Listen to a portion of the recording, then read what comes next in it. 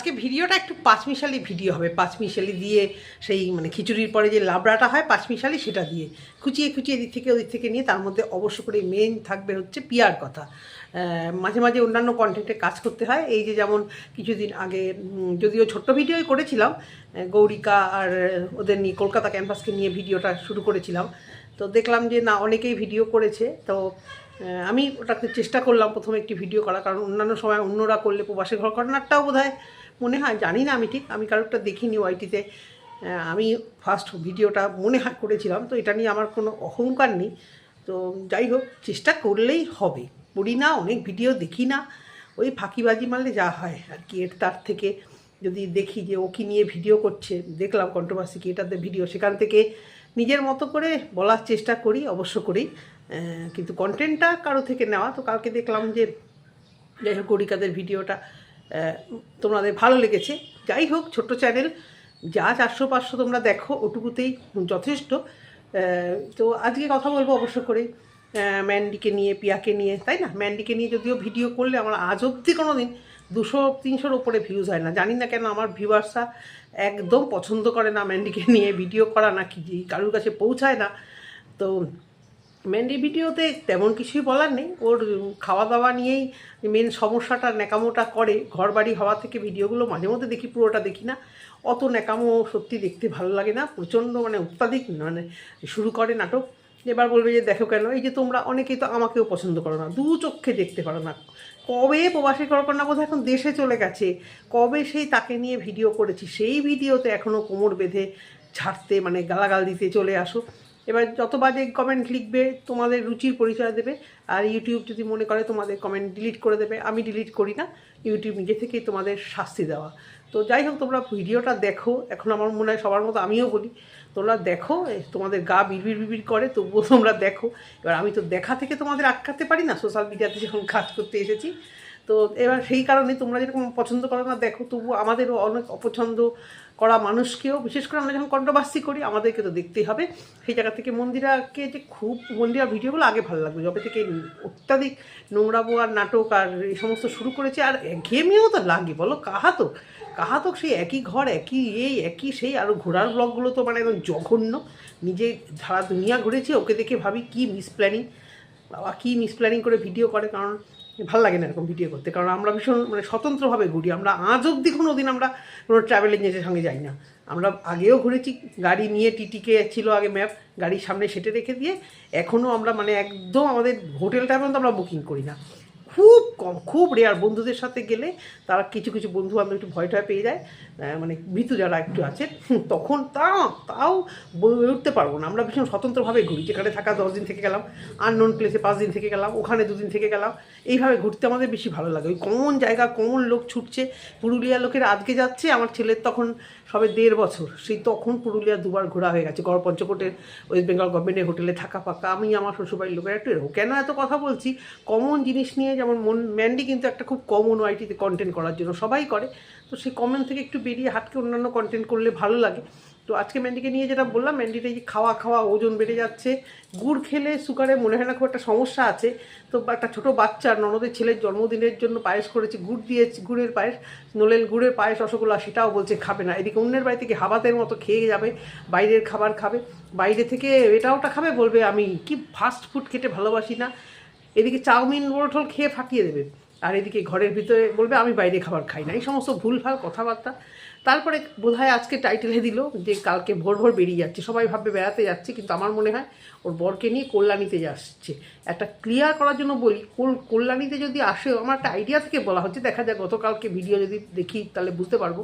এই কল্যাণী, তারপরে কিছুদিন আগে খড়দা এসেছিলো, এগুলোকে এই যে তোমরা আউটসাইডের লোকেরা শহর বল, মানে কলকাতা বলো, কল্যাণী কোন দিক থেকে কলকাতা হয় আমি ঠিক জানি না। ও যদি কলকাতায় ডাক্তার দেখাতে আসে তো ঠিক আছে, কিন্তু এর আগেও কল্যাণীতে আসতে কলকাতা বলেছিল।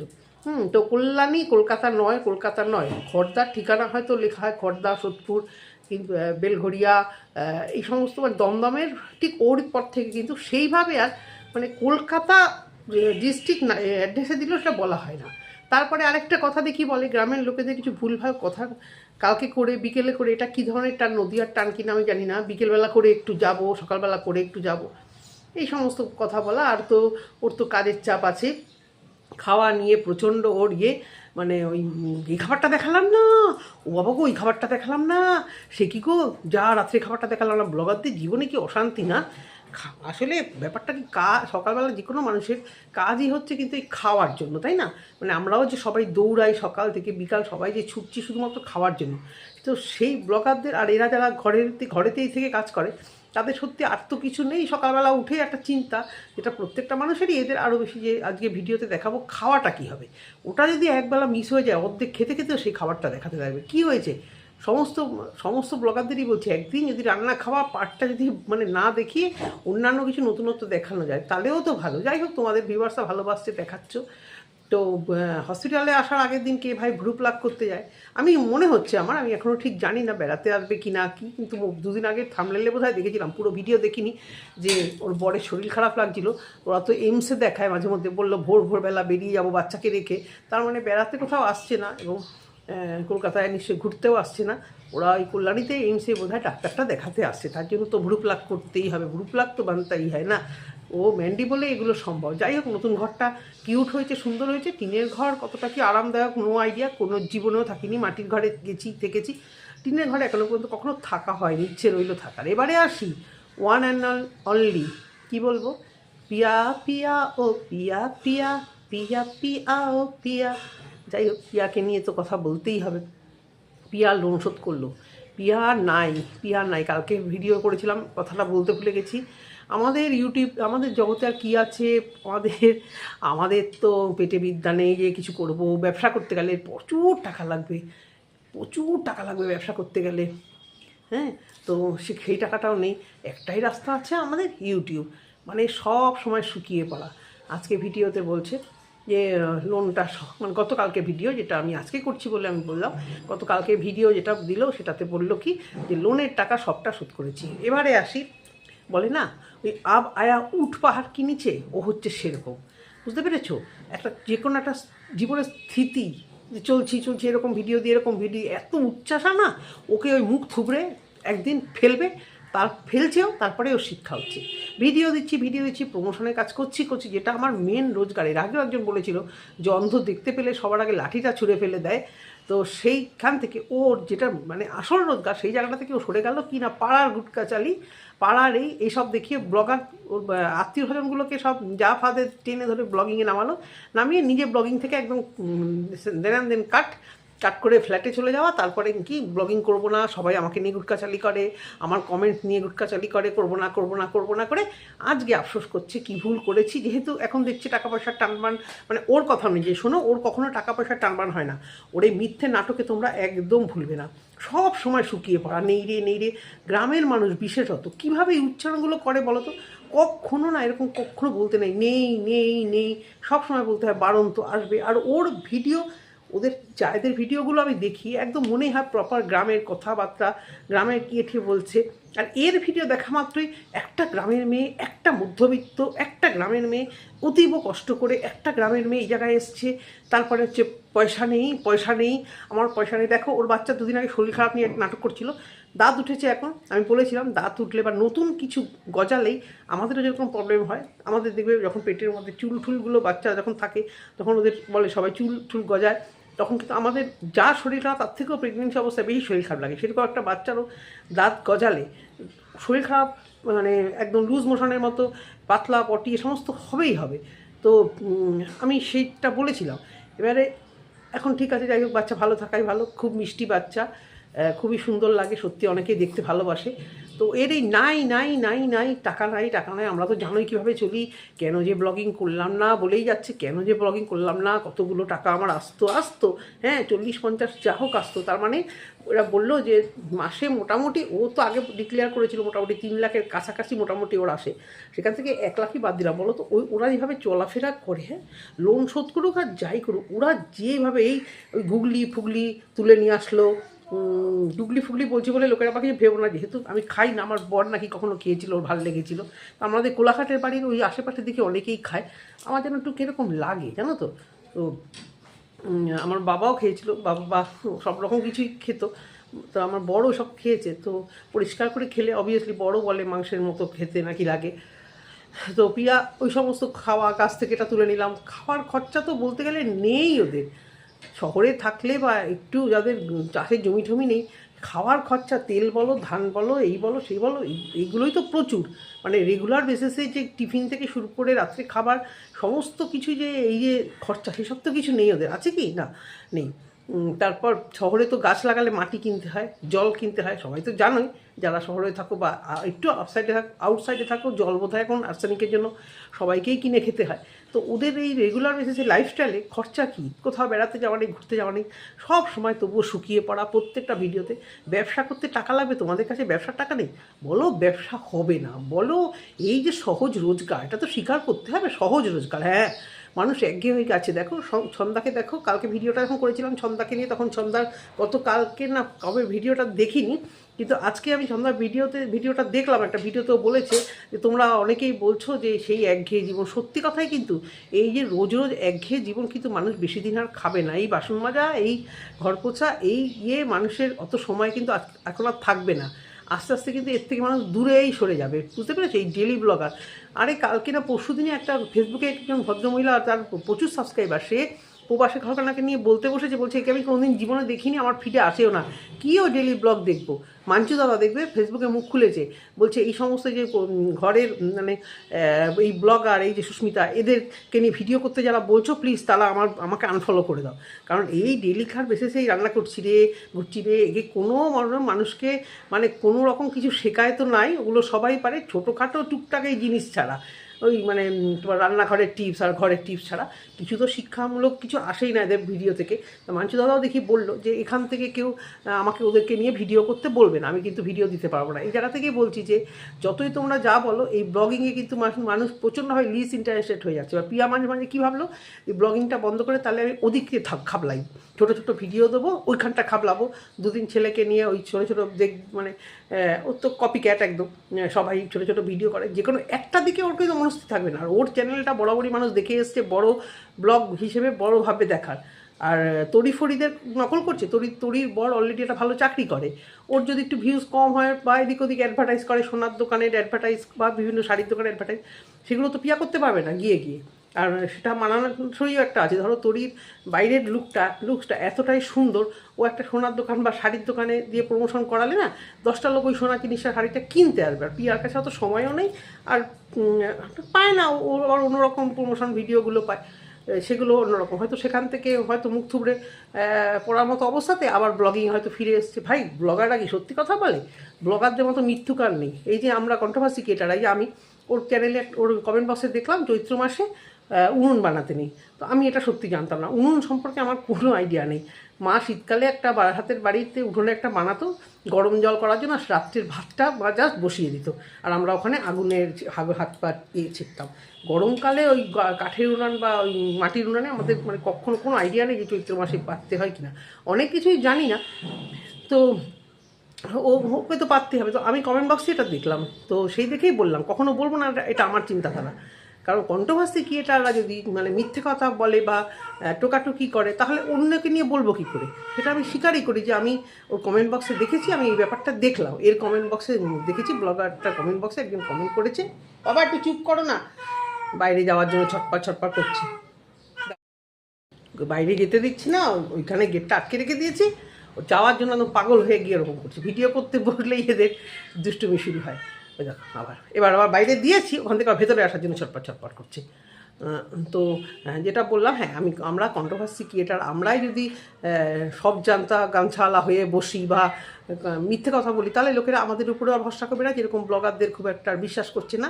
এবারে টাকার কথা তো আছেই। তারপরে বললো যে টাকা পয়সা নেই, তবুও লোন শোধ করতে হলো। জানি না কোন আত্মীয়র অ্যাকাউন্ট থেকে ও গাড়িটা কিনেছে, সে চাপ দিয়েছে। তবে এটা সত্যি, ডুন ভাত খাও ডাল ভাত খাও, এই যে বলছো যে লোন শোধ করে দিয়েছি, যে নিশ্চিন্তে একটা মানে ঘুম, এটা খুব ভালো। বাচ্চার জন্মদিন করে হাঁপাচ্ছ, জানি না তোমার বাচ্চার জন্মদিনে কোন বিরিয়ানি, চাপ, কোন চাইনিজ খাবার খাওয়াবে যে লাখ লাখ টাকা খরচা হবে, আমি ভাই জানি না। একটা বাচ্চা তোমাদের মতো জায়গায় একটু মাটন ভাত ডাল কটা লোককে বলবে, এতে কি হ্যাবক খরচা হবে পিয়া, এটা আমি জানি না। একটা বাচ্চা জন্মদিন করবে, তুমি জন্মদিনটা কম্প্রোমাইজ করছো, এটাতে দুঃখের কিছু নেই, কারণ ওই বাচ্চার ভবিষ্যৎটা যদি তুমি সিকিউর করো, এরকম জন্মদিন ওর জীবনে অনেক আসবে, তার থেকে ওর মাথার উপর থেকে হেডেকটা এবং এই যে বাবা মা হয়ে যে এটা যে যা সিকিউরিটি রাখবে সেটা ওর জন্য অনেক, এটা আমি মনে করি। ওই জন্মদিন বা আর কিছু অনুষ্ঠানের সেন্টিমেন্ট ব্যাপারটা ও পরে বুঝবে না। তোমাদের কথা বলছি না, তোমাদের হ্যাঁ বাবা আছে শুকিয়ে পড়ো তাই। অনেককে দেখি তো, আমাদের কোলাঘাটের একটা পরিবারকে দেখেছিলাম, মুখে ভাতের জন্য বাচ্চার বাবা পারছে না, প্রথমে একটা বাচ্চার পরে পরে একটা বাচ্চা হয়েছে, সে গ্রামের বউ, সে মানে একদম মানে আছাড় পাছাড় খাচ্ছে মনে হয়, যে বিশাল বাড়ি ভাড়া করে করতেই হবে, রেল ধার করে হোক, লোন শোধ করে হোক, মানে লোন করে হোক, যেমনভাবে হোক, সে মানে বাবার তখন বোধহয় চাকরি মানে হাতে হেরিকেন হয়ে গেছে, তবু সেই গ্রামের দুনিয়া খাইয়েছে একদম বাড়ি ভাড়া করে জন্মদিন। তো আমি এইগুলো একদম করি না ভাই, আমার যেমন সামর্থ্য ওইসব সেন্টিমেন্টাল ইস্যু, বাবা মার কাছে বাচ্চা ঘরে মুখে পায়েস দিলাম, দাদু দিদা আসলো, আশীর্বাদ করলাম, ওটাই তো অনেক বড়। তা তুমি এত শুকিয়ে পড়ছো, জন্মদিনটা হবে না, জন্মদিনটা হবে না। আমি জানি তুমি জন্মদিনও করবে, কিন্তু তার আগে তুমি শুকিয়ে পড়বে। এই যে শোকানো অভ্যেসটা তোমার, এই যে মুখ খোলাও তুমি বলতে বাধ্য হই, আজকে আবার কি বললে, জানোই তো আমরা অনেক পয়সা খরচা করতে পারবো না, আয়ুষের শরীর খারাপ। এবার আয়ুষকে যারা টাকা দিয়েছে আর কি বলতে আমি বাধ্য হলাম, তারা একটু ওকে জিজ্ঞাসা করো তো যে টাকাগুলো কী করেছে, ওই যে 5 বছর 10 বছরের নামে লং টার্মে যে টাকাগুলো রাখতে হয়, ওইভাবে টাকাগুলো রেখে দিয়েছে। কি পিয়া, ভিডিও দেখলে উত্তর দিও তো, ভিডিওতে আর কি পাবজি ট্যাগ করবো ট্যাগ, আমি করি না এখন আর, কিন্তু বারবার এই কথাগুলো বলে না ভাল লাগে না জানো, ছোটো ছোটো বাচ্চাগুলো সম্পর্কে বলতে। বারবার ভিডিওতে তুমি আয়ুষের শরীর খারাপ নিয়ে মানুষের সেন্টিমেন্টে সুশ্রী দাও। তোমাকে যে টাকা দিয়েছিল সব কি খেয়ে দিয়ে হজম করে ফেলেছো? না তো, আয়ুষের জন্যই তারা টাকা দিয়েছিল, নিজেই বলেছো যে আমি আর কাউকে একটা পয়সাও দেবো না, কারণ যারা টাকা দিয়েছে তারা বলেছে রেখে দিতে। এই কথাগুলো না বলতে বাধ্য করো, কারণ প্রত্যেক দিন এই কথা, জানো তো আমার ছেলে অসুস্থ, টাকা লাগবে, তাহলে সেই টাকাগুলো কি একদম ফিক্সড আমানতে রেখে দিয়েছো? ওই যে মানে আনব্রেকেবল যেগুলো মানে লক পিরিয়ডে রেখে দিয়েছো, 5 বছর 10 বছরের জন্য, যেগুলো সে পোস্ট অফিসের এনএসসি বলো, কেবিকেসি বলো, কিসে রেখেছো, বা চড়া সুদে কোথাও কোনো ইয়েতে লাগিয়েছো কিনা, সেটা তোমাদের ব্যাপার, আমি জানি না। যার জন্যই তুমি বারবার ভয় পাও যে আয়ুষের শরীর খারাপ হলে হুট করে টাকা লাগবে, তখন যদি টাকা দিতে না পারো, যারা বলবে আমরা তো টাকা দিয়েছিলাম, তো যারা টাকা দিয়েছিলেন ওর ভিডিও দেখছেন, হ্যাঁ মোটা টাকা যেখান থেকে এসেছিল, সেখানে তারা একটুখানি কমেন্ট বক্সে কমেন্ট করে যাবেন তো, যদি আমার কমেন্ট বক্সে দেখেন তারা, আমি জানি তারা দেখবেন না, দেখলেও কমেন্ট করবেন না, তারা ওকে একটু কমেন্ট করবেন তো, যে আমরা যে তোমাকে টাকা দিয়েছিলাম এই 1-1.5 বছরে তোমার সেই টাকাগুলো আয়ুষের ট্রিটমেন্টে খরচা হয়ে গেল, যে সবসময় একটু শুকিয়ে পড়ো, একটু শুকিয়ে পড়তে নেই। দেখো তোমার কমেন্ট বক্সে একজন, যদিও সে খুব বাজে করেছে, তোমাকে রীতিমতো অভিশাপ দিয়েছে যে জাস্ট ওয়াচ অ্যান্ড সি, যে তোমার আগামী দিন সত্যি তোমার কাছে কিছু থাকবে না। সবসময় নেগেটিভ করতে নেই, সবসময় জীবনে তাহলে নেগেটিভই আসে, আর তোমার মধ্যে এই জিনিসটা সব থেকে বেশি। এত ব্লগার দেখি তোমার মতন শুকিয়ে পড়া, টাকা নেই, এই নেই সেই নেই, কখনো তোমার ভিডিও থেকে পজিটিভিটি আনন্দ কিচ্ছু নেই, যতই তোমাকে দিই, তোমার সাথে অভিঘর করছে না। তোমার মতো সত্যি মানে তোমাদের মতো মহিলাদের সত্যি সংসার যারা থাকে না, তারা খুব ব্যতিব্যস্ত হয়ে যায়। আমার বরকে কিছু যদি মানে নেই বলি, মানে এইভাবে যদি বলি, দূর কী যে হবে, ভীষণ পরিমাণে রেগে যায়। সারাদিন মানসিক চিন্তা কাজ করি, এই কথা এরকম টেনশনের কথা বলবে না, বলবে দেখছি কী হচ্ছে, দেখা যাক কী হচ্ছে, তো হবে এরকম পজিটিভ, সবসময় পজিটিভ ভাববে, সবসময় দেখেছি আমি, সবসময়। এবার কিন্তু তোমাকে দেখি আমি সবসময় নেই। কোনো পুরুষ মানুষ, যদিও তোমাদের পুরুষরা রোজগার করে না বলেই ওদের হয়তো এটা বললেও কিছু যায় আসে না, যে কোনো রোজগারে পুরুষ মানুষদের না, এই ঘরের মহিলাদের কাছ থেকে যদি এই ধরনের কথা শুনে, তাদের আরও খারাপ লাগে। কথাটা আমি অতীব বাস্তব কথা বলছি কিনা ভিউয়ার্স একটু কমেন্ট করে জানিও তো, যারা দেখছো আমার ভিডিও। তো ওর এই নাই স্বভাবের জন্য আজকে মুখ থুবড়ে পড়ে, অনেক কিছু ভুলভাল মানে বলবে, তাও ঠিক আছে, সব সময় মনের মধ্যে একটা অশান্তি, এই নেই ওই নেই, আমার কি হবে, আমার ছেলে অসুস্থ, ভালো কিছু দেখাতে পারে না। মধ্যবিত্ত থেকে তুমি এখন উচ্চ মধ্যবিত্ত হয়ে গেছো, যা তোমার রোজগার, ইনকাম ট্যাক্সের ফাইলে তোমার ফেলো, দেখো তো তোমাকে কি বলে, তোমাকে মধ্যবিত্ত দরিদ্র বলবে, না তোমাকে সেই লেভেলে তোমাকে পয়সাওয়ালা বলবে, এই হচ্ছে কথা। এইটুকুই বলার ছিল, মানে ভাবছি সবসময় এরকম নেই তো বলবেই, তার থেকেও বড় কথা আমার ছেলের অসুস্থ, যখন তখন পয়সা লাগতে পারে, এই সিম্প্যাথি শুশুরি দিয়ে কতদিন আর টানবে। তো যাই হোক, আবার ফিরে এসেছো ভিডিওতে, বুদ্ধিমানের কাজ করেছো। ওই মানে লোকের দেখে আমি শর্ট ভিডিও করব, আমি এই করবো, আর যত কমেন্ট দেখি না, আমি কমেন্ট দেখি না, একদম মিথ্যে কথা বলে, যেগুলো দেখবে কমেন্ট বক্সে নেগেটিভ কমেন্ট একদম কোমর বেঁধে ঝগড়া করে উত্তর দিতে আসবে।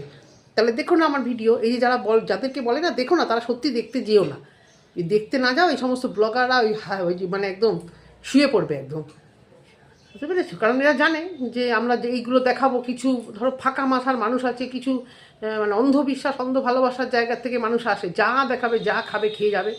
হ্যাঁ, এই প্রবাসের ঘর কন্যা যা খাওয়াচ্ছে তাই খেয়ে গেছে, যখনই আমরা প্রতিবাদ করতে এসি তখন বেশ কিছুজন, বেশিরভাগ মানুষই বুঝেছে, কিছু মানুষের খুব মানে গায়ে লেগেছে। এটাই সোশ্যাল মিডিয়া। তো যাই হোক, আবার যে ব্লগিংয়ে ফিরে এসেছে এদিক থেকে ভালো। এইটুকুই বলার, নেই নেই নেই নেই করে শুকিয়ে পড়ো না। তোমার যে কি আছে, আর আমরা তো জানি, কারণ 3 লাখ টাকা মাসে তো আমাদের রোজগার নেই। 3 লাখ টাকা এইটুকু রোজগারেই আমরা যেভাবে খেয়ে পড়ে যেটুকু দরকার আছি, আর তোমার 3 লাখ টাকায় তুমি যেভাবে শুয়ে পড়ছো না মাসে, ওই 3 লাখ টাকা যদি মাসে রোজগার হতো, ওই প্রতি সপ্তাহে প্লেনে করে বোধহয় ঘুরতে যেতে পারতাম। এটুকুই বলার ভিডিওতে। যদি তোমাদের ভালো লেগে থাকে অবশ্য করে কমেন্ট সেকশানে কমেন্ট করো। টাটা।